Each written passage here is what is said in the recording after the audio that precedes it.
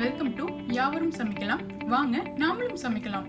இன்னைக்கு நம்ம ட்ரை பண்ண போற ரெசிபி சிம்பிளான சிக்கன் கிரேவி.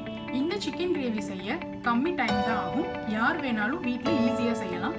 வாங்க அதுக்கு உண்டான இன்கிரீடியன்ஸ் என்னென்னு நம்ம பார்த்துடலாம்.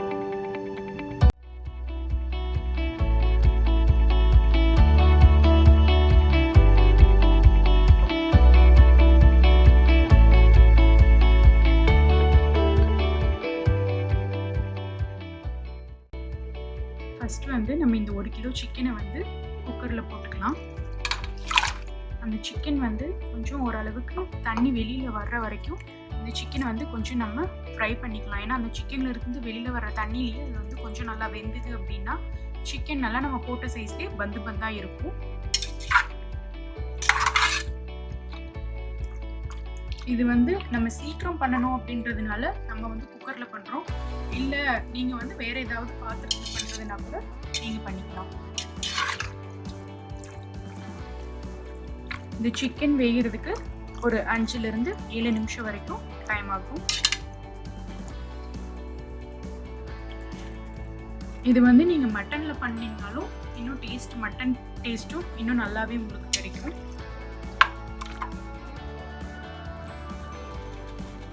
இப்போ சிக்கன் ஓரளவுக்கு வெந்துடுச்சு.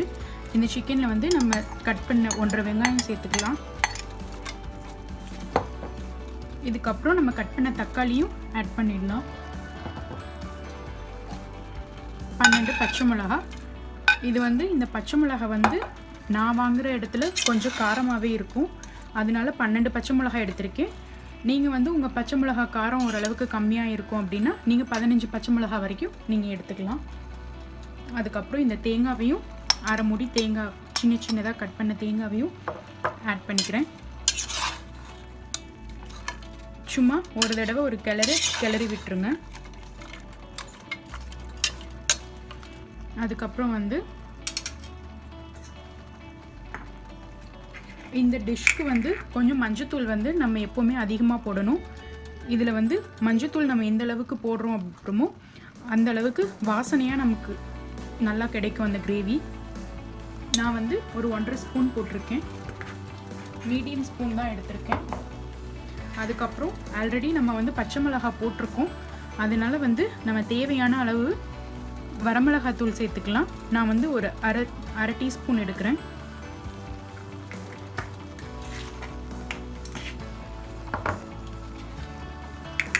உப்பு நமக்கு தேவையான அளவு.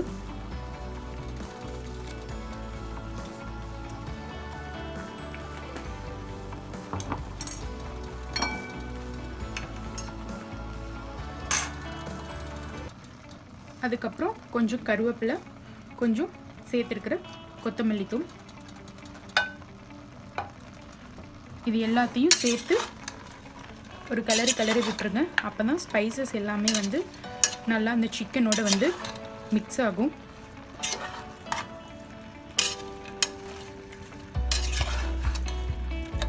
இதில் நம்ம எண்ணெய் சேர்க்க தேவையில்லை. அந்த சிக்கனும் தேங்காயிலையும் இருக்கிற எண்ணெயே இந்த டிஷ்க்கு போதும். அதனால நம்ம எக்ஸ்ட்ரா எண்ணெயெல்லாம் எதுவுமே சேர்க்க தேவையில்லை. நல்லா இந்த சிக்கனை அந்த ஸ்பைசஸோட நல்லா சேர்ற அளவுக்கு நல்லா கிளறி விட்டுருங்க. கிளறி விட்டுட்டு இந்த சிக்கனுக்கு தண்ணியும் தேவையில்லை. நமக்கு தேவையான தண்ணி இந்த சிக்கன்லேயே இருக்கிறதுனால அந்த தண்ணியிலேயே இந்த சிக்கன் நல்லா வெந்துடும். அதுக்கப்புறம் நமக்கு தேவை அப்படின்னா நம்ம கடைசியாக தண்ணி சேர்த்துக்கலாம். தண்ணி சேர்த்து அந்த தண்ணி கொஞ்சம் சுண்டுற அளவுக்கு நீங்கள் இது பண்ணிக்கலாம். இப்போ இந்த சிக்கன் கிரேவி இதை க்ளோஸ் பண்ணி வைக்கலாம்.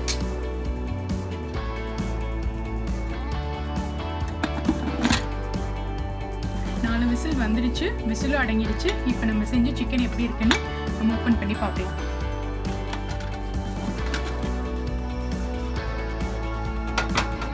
பாருங்க, நம்ம தண்ணி ஊற்றவே இல்லை. ஆனால் அந்த சிக்கனில் இருக்கிற தண்ணியே எவ்வளோ வந்திருக்கு பாருங்க. சிக்கனும் நல்லா வெந்திருக்கு.